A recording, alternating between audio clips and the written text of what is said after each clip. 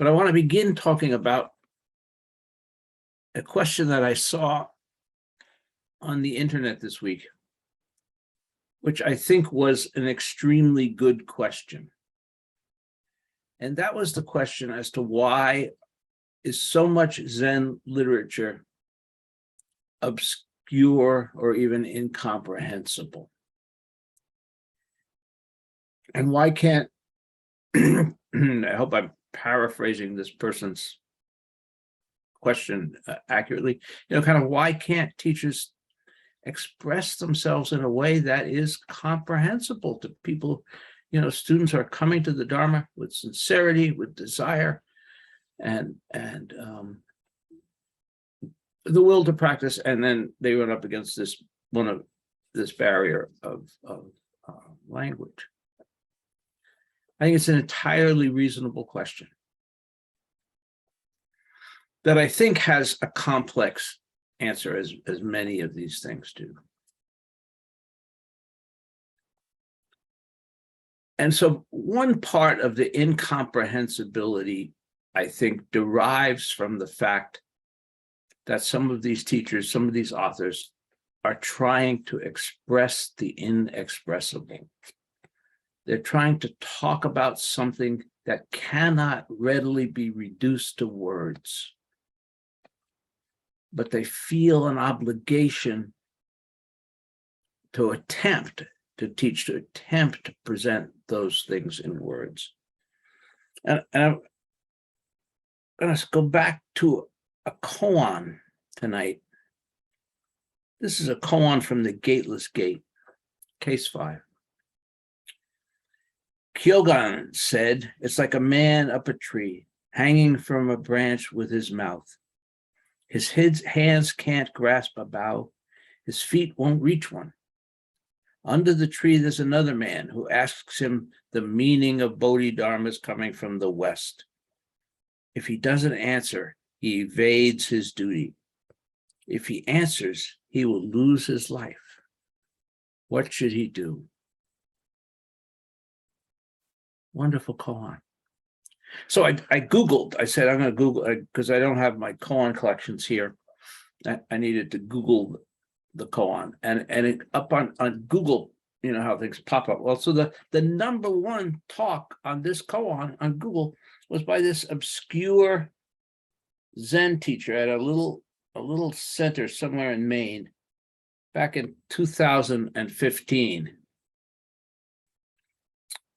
And here's what he had to say about this, which I at least going to just read a little bit about this, and then we'll come back to the topic at hand. What does it mean to be up the tree like the person Kyogen is speaking about?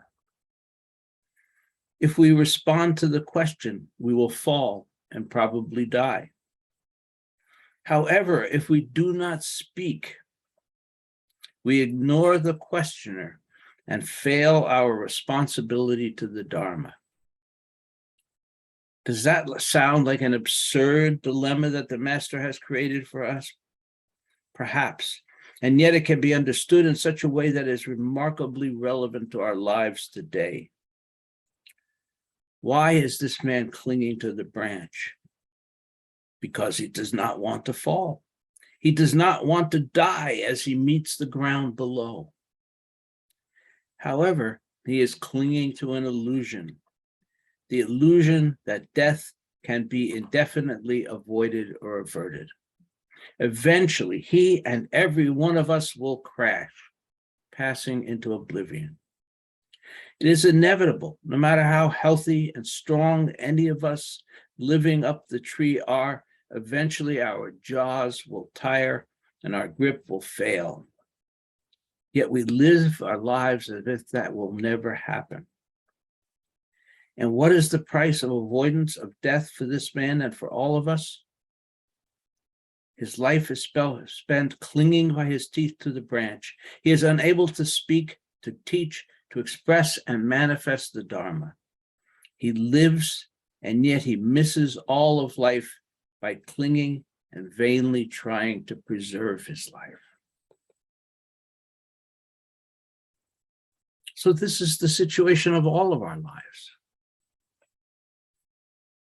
the day we are born, we start to fall. And we eventually reach the ground, all of us.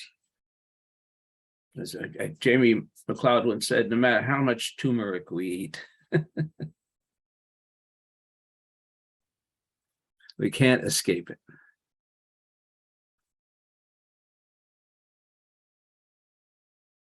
But we also don't want to avoid, but we also, if we cling in that manner, we're avoiding our responsibility to the Dharma. We're avoiding our responsibility to ourselves. We are avoiding our responsibility to life. We are avoiding our responsibility to all of our fellow travelers. At some point, we need to be willing to take the chance. We need to be willing to embrace the leap. We need to be willing to try to express our understanding. And this is particularly true for teachers. We've taken vows. We're going to try to, we don't proselytize for the Dharma. We don't go out looking for students. But when sincere people come to us, we have an obligation to try and teach. We have an obligation to open our mouths. And that's very complicated because so much is really difficult to put into words at all. The best case in point is Dogen. For me, at least, Dogen is he's not completely incomprehensible to me these days, probably only about 98%. But I like Dogen for several reasons. One, I know what he's trying to do. He's trying to put in words what cannot be put in words. And when you've experienced body and mind falling away, you know exactly what he's talking about. That's very clear. But if you've never experienced body and mind falling away, that kind of sounds odd and obscure. And of course, he goes off from there, right? He's got all these things: blue mountains, walking, stone women giving birth in the night, all of these images, which, as I understand it, are metaphors that he's using to capture what he can't capture in ordinary language. It is poetry. Dogen is poetry. And if my Dharma brother, Peter Harris, were here, he could probably tell you exactly what Dogen is saying because he's a professor emeritus of poetry. But I don't know what, but so what I've come to with Dogen, for example, is I just take in the feeling. What do I feel? What's he evoking in me? And that's the other thing, is that I think he's deliberately short-circuiting the brain. He really doesn't want us to be able to think and analyze the Dharma. As most of you know, for about my first 10 years of practicing Zen, I was practicing with Daido Roshi in New York. And I've talked about this before. Daido's Dharma talks would always start out like, okay, yeah, I understand that. Yeah, I get that. And at some point in the talk, I'd go, what? I don't know what he's talking about. I have no idea. And those of you, if any of you read or heard any of Daido's talks, he was deeply steeped in Dogen's imagery, and he kind of his talks were full of that and other things like that. And moreover, in his case, I know it was an intentional device. He used to say that the talks were meant to be opaque to the intellect and luminous to the heart. He didn't expect us to be able to think about what he was saying. He was trying to touch our being at a deeper level. All the time I practiced there, I kept thinking, like maybe next month, maybe next time I'm going to understand the talk. And And I'd get about halfway through the talk, yeah, I'm getting it. And then it would be like, nothing, So I'm not going to justify that. It's certainly not my style of giving a talk. It's certainly, but I understand. I understand what Dogen and Dido were trying to do.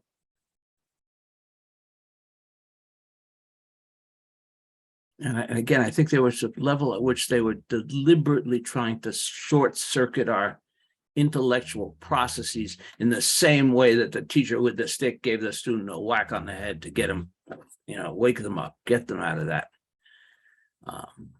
cognitive loops that we so easily get stuck in. So that's one reason I think that teachers are often trying to stretch, trying to communicate what they cannot communicate very readily. Now, that's not everybody all the time, right? We got a teacher like Bankei. Bankei is completely comprehensible. His talks were remarkably simple, and goes to the fact that he was talking to commoners, to lay people. He wasn't talking to the intelligentsia at the time. He wasn't often even talking in a temple or a monastery. He was out in the countryside speaking, and his talks were very, very clear. Beyond the fact that he talked about the unborn, that was Bankei's whole way of expressing the inexpressible, our unborn mind, our luminous Buddha mind that's there all the time. So in the case of Bankei, much greater clarity than somebody like Dogen. But they're trying to do something, I think, quite different and also the same.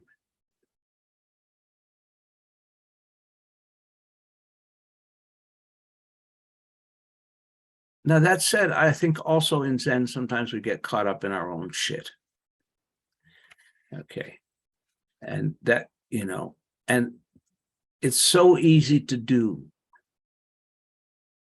It's so easy to sound Zen. And I include myself in that. It's just, sometimes those Zen phrases, thinking, not thinking, that's one of Gary's favorites.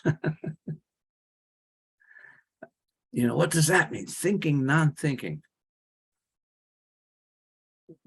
That's also Dogen.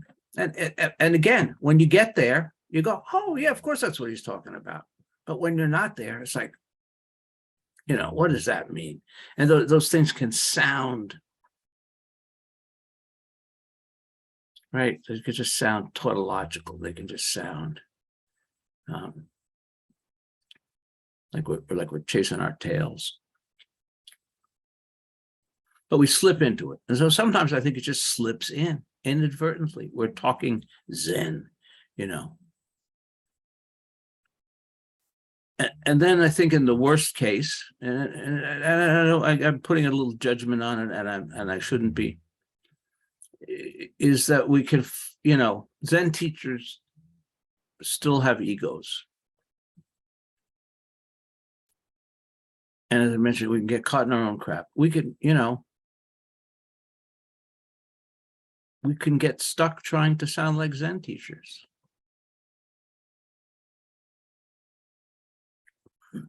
And maybe trying to show that, yep, we have it. We understand the Dharma. And if we express it too simply, people just may not get that about us. And that's just human nature. That's just human nature. I'd like to think that we're beyond that, but we're not beyond that sometimes.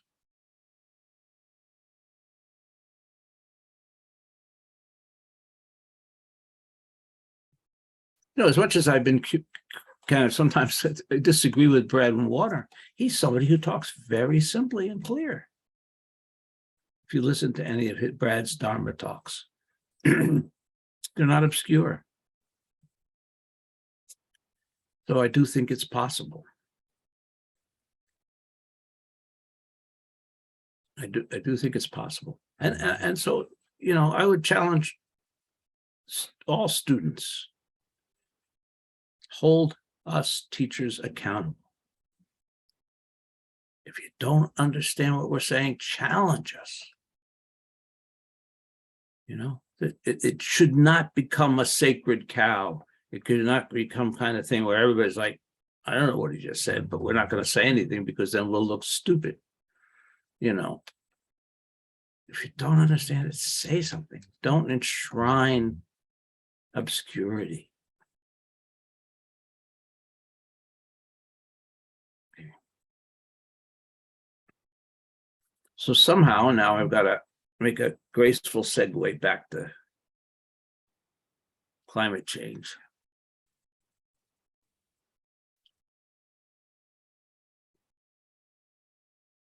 And I'm going to use it. I'm going to use Kyogen. Good old Kyogen is saving my butt here. And that image of the man up the tree. And as I suggested earlier, we are all that man up the tree. We are all on our way down. And so where are we going to use our life? How are we going to use our time? You know, what will we do with this one wild and precious life? Especially now when the world is in this time of unprecedented crisis. I've said before, I will say again, I don't believe there has ever been a time when not only the entirety of humanity, but the entirety of life on this planet is at risk.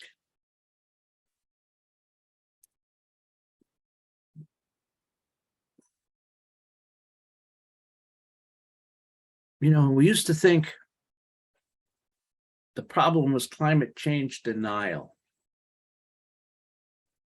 And we thought, well, you know, hopefully sooner or later, things are going to get so bad that people are going to get it. And everybody will say, yeah, we get it. The climate is changing. This is a major disaster. We got to do something. Well, we were wrong. With all that's happening in the world now, I don't think there are very many people who don't believe that climate change is real. It certainly is a small and dwindling percentage as we have days like we're having now. Summers like we're having now, fires like we're having now, droughts like we're having now, on and on and on.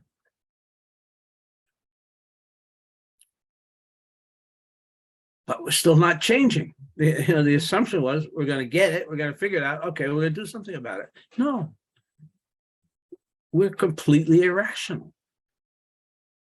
Most of us will now agree that it's happening. And so what?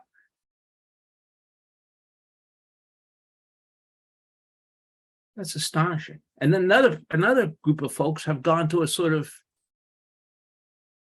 nihilistic inevitability. You know, well, life on Earth is going to be extinguished. What the fuck? You know.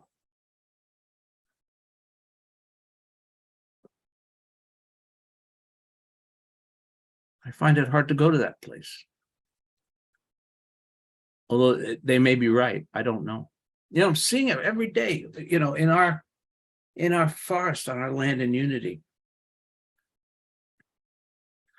For those who haven't been there, our forest is a mix of northern hardwoods, the beech, birch, maple complex of hardwoods, and then some of the remnants of the boreal forest, the spruces, predominantly balsam fir. Okay. But the last few years, each year, we're seeing more and more oak seedlings on the property.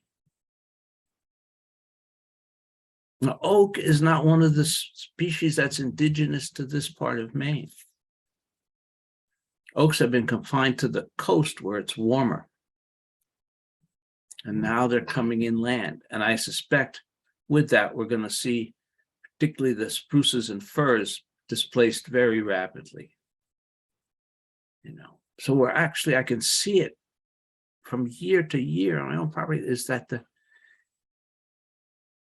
significant shift is taking place. Not, I think we thought these things were going to happen over decades, over millennia. And no, I can see them happening year to year.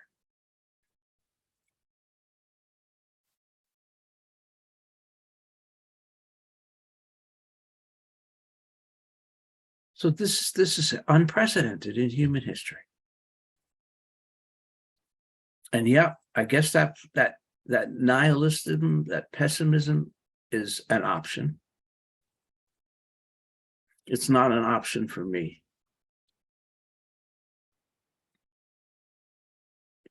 I don't think we know. We think we know outcomes, and we very seldom know outcomes. We're dealing with such vast, complex, chaotic systems that our predictions are often little more than guesses. We don't know. So I feel that we have an obligation to engage, to try. And this comes back to the Dharma. This comes back to Kyogen's man. We are on the way down, but we have the opportunity to act. We have the opportunity to engage. And this has been informing my change of perspective on the Dharma. Because historically, there was sort of an idea that, if you weren't enlightened, keep your mouth shut. Practice, learn, da-da-da-da. Someday you'll be enlightened, then you can talk. The world cannot wait for people who have kindness and loving kindness and compassion in their hearts to keep their mouths shut until they get enlightened.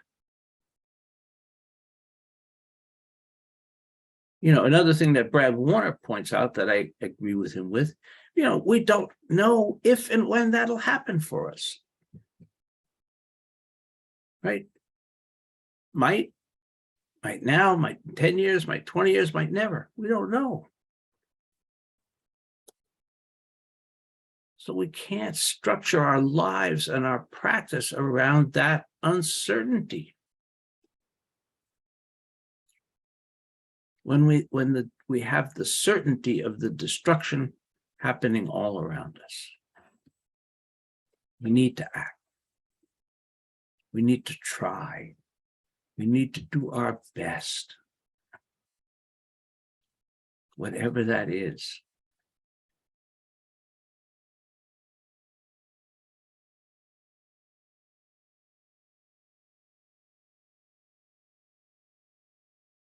That's simple. You can't get much simpler. Care about the world and live out of that space of caring.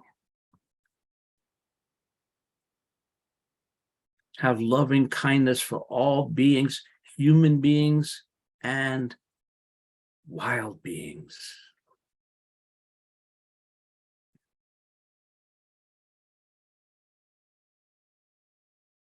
And don't slip into the space of defeat and nihilism.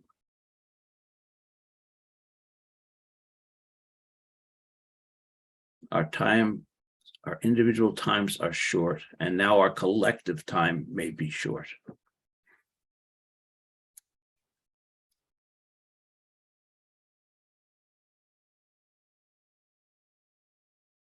We can grieve. I grieve almost every time I go out in the woods. Because when there's a moment when I realize, and this is wonderful and it's beautiful and it's in jeopardy and it may be gone. And I feel that pain and I grieve. And I think that's part of the process.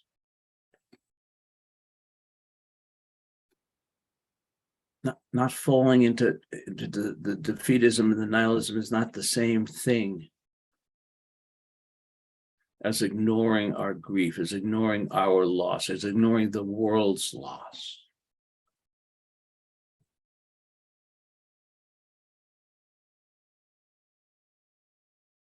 If we aren't torn apart when we see the images of vast areas on fire, when we see Lake Mead like a puddle, when we see people on the streets of India dying of the heat,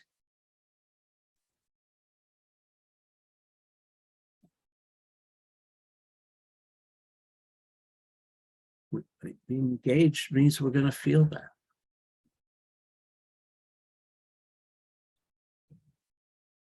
And then we need to move beyond it. We need to use our lives. We need to use the Dharma. We need to defeat our own greed, anger, and ignorance. That's where it starts, right? The three poisons, greed, anger, and ignorance. We all have them to some degree.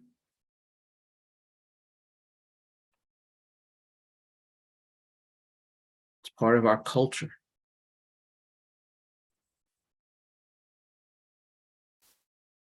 And so we need to use our practice. We need to use the Dharma. We need to use our lives to move beyond those things.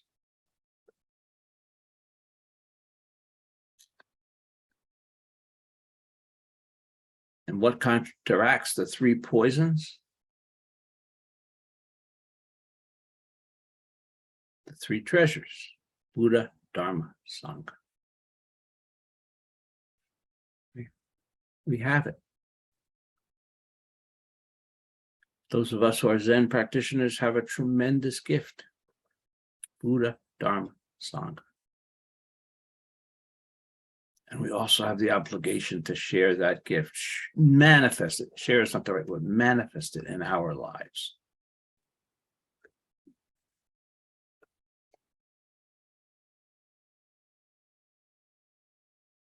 As we come into contact with and impact the lives of others.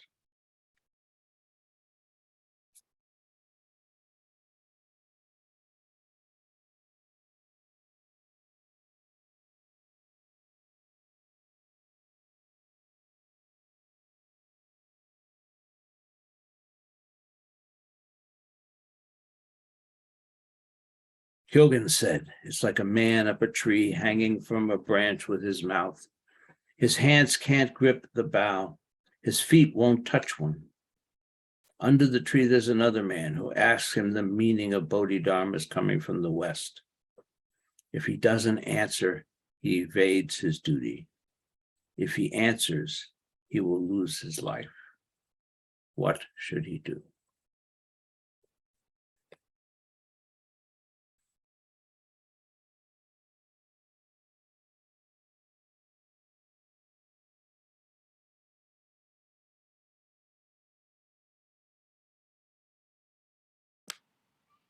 I have a really poor connection here, and I don't know how much is going to come through. So I'm going to just make a short comment. Uh, when you ended,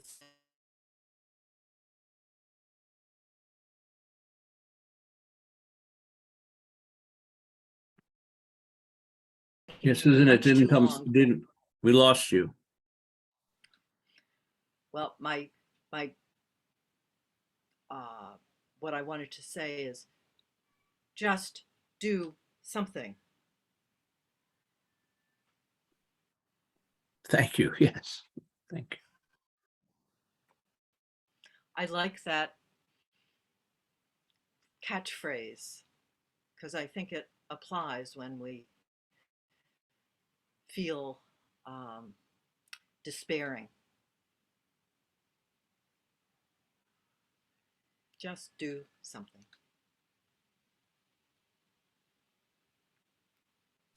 I think that's true in every area of life. Action is the cure for despair.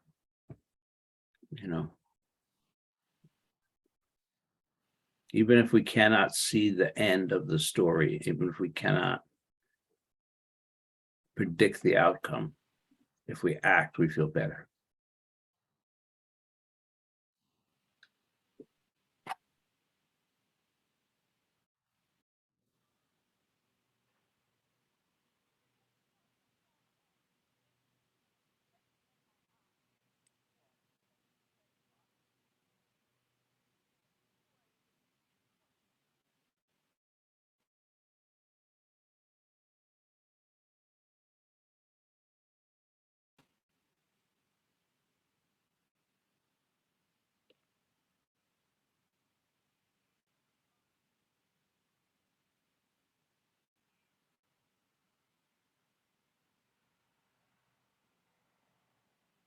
We face this constantly in every area of our lives. I think about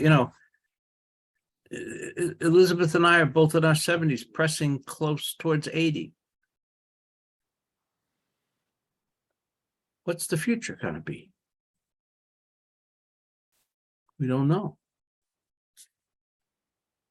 Right? We know the end of the story, but when's that end going to come? How's it going to come? What's going to happen between now and then? We don't know. We live with that uncertainty all the time, especially those of us who are older. But even younger folks, life is always uncertain. We don't know. And we manage, we live, we love, we have families, we do all sorts of things.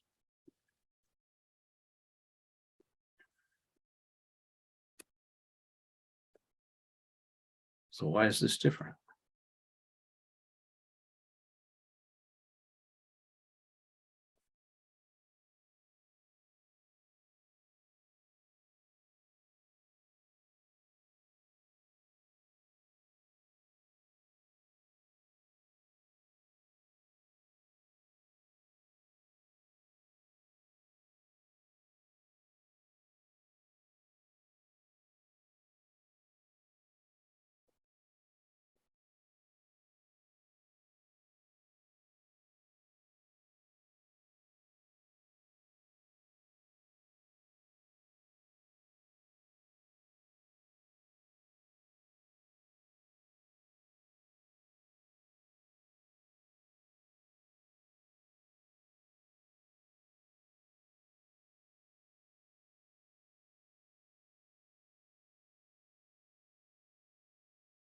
Folks remember a movie from I think it was from the 60s, On the Beach? Do people remember On the Beach?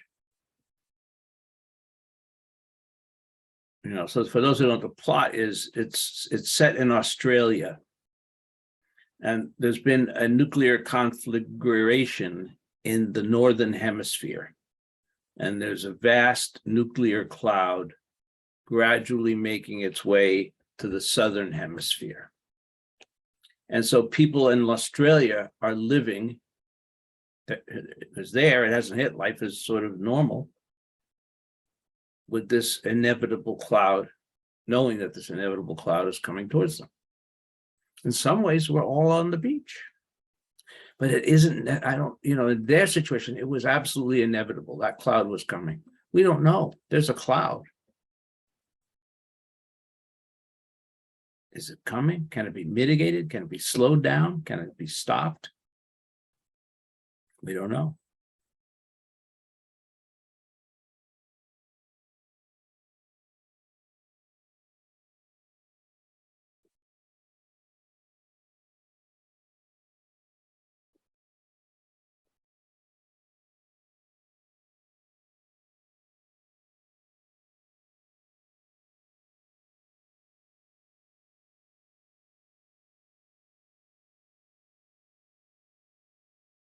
The only thing that's more or less certain is what will happen if we do nothing.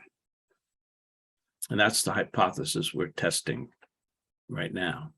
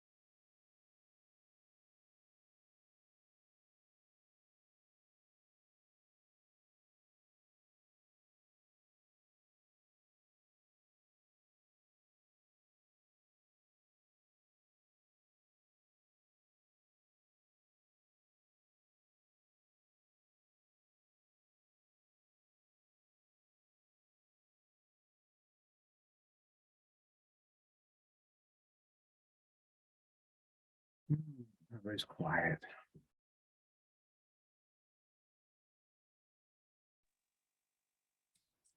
Hi, Peter. I have a question about Dogen. Do you think if by reading his writings and it gets us frustrated when we do read them, do you think we should stop reading them? I don't think you should start reading them. No, I mean, look, I think all these things have a value in context, but I think I talked about this last week. There is no book or combination of books that we can read that will enlighten us. Does not happen. It's contrary to the process, because it's engaging our intellect, and we cannot realize the Dharma through intellectual engagement. It comes from some other place. So then the question is, why read? And my answer to that is, well, it can, I've talked about this before, it can provide us with interesting context, interesting historical background. It's nice to know who these guys are, what they did, what they thought. All that has value. But as far as I'm concerned, it has, not only does it have no value in bringing us to realization, I think it's the opposite. I think it kind of keeps us, we're so good at muddling around in here, aren't we? I mean, we don't need to get better at being up here. We need to get better at being here or someplace below the shoulders. And so if you want, my thing would be, if you want to approach Dogen as a work of literature, as a work of poetry, as an important bit of the historical context of Zen, go for it. But if people reading Dogen expect more than that, it's not going to happen.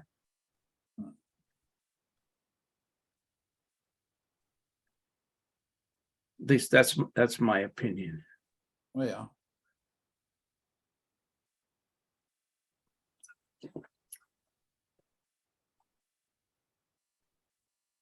Yeah, it's interesting. The first Zen book that I ever read, I think, thinking back, was Suzuki Roshi, Zen Mind, Beginner's Mind. I did not know what he was talking about for the most part. There were glimmers, and then there was like, what's that? That did something for me because it made me curious. The fact that I couldn't understand what he was saying was like, oh, I want to figure out what this is all about.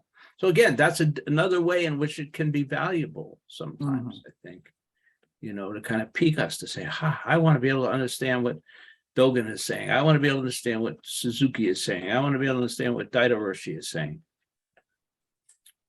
I still can't. 40 years later, but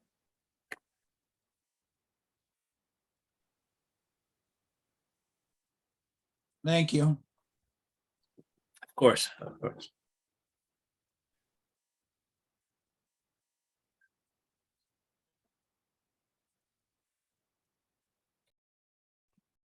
I feel like almost sort of pushing back a little bit.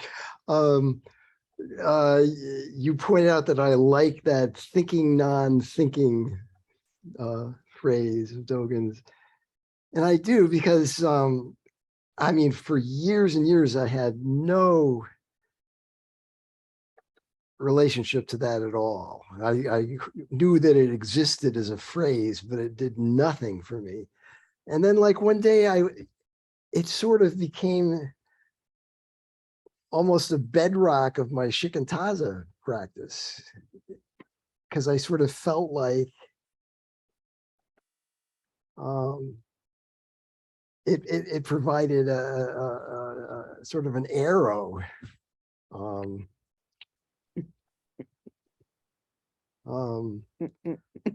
It's really hard to say, you know, I mean, that's what the point is. I think it's, I mean, how to do shikentazes, like you cannot put it into normal words, I don't think, except, you know, the idea of letting go and stuff, but then who is letting go, you know, and all that.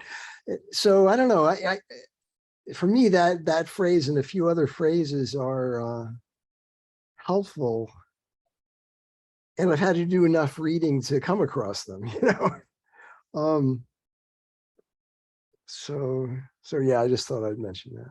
Well, and I mean, again, Dogen is not nonsense. He's brilliant. He is brilliant, you know, but you can only understand Dogen at a certain point when you're at that point. And if you're not at that point, it's like, you know, and even then, like I say, some of his metaphors are just, for me at least, very difficult to wrap myself around. You know, but you know, as far as someone who's actually attempted to express the inexpressible, Dogen is brilliant. So there's a time and a place. You know, we talk about the three elements needed for Zen: great faith, great doubt, great determination. Well, what you just described, Gary, was the great doubt. The great doubt is a question. You wrapped yourself around that question. What does that mean? Right? And you use that to drive your practice forward. Okay, that's a very different thing. You know? So we drive our practice forward in different ways. So sometimes it can be a burning question like that. What is that all about? You know? And sitting with it. But again, you apprehended it by sitting with it. You got it when you were there. Now, all the thinking before that didn't get you there, you know. So that's the piece.